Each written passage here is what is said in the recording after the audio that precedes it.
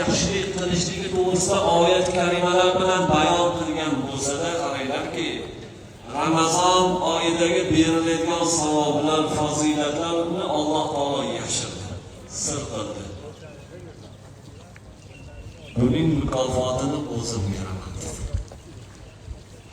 Buning mukofotini o'zim beraman dedi. Azizlar, tasavvur qilaylik, bir inson otasini aytganini qildi. Otasi uni maqtadi. O'g'illari turibdi, o'g'illarning ichida bugun shu palonchi o'g'lim juda menga mahbub ish qildi, suyukli ish qildi, meni aytganimday, meni ko'rsatmak qilganimday ishni bajardi.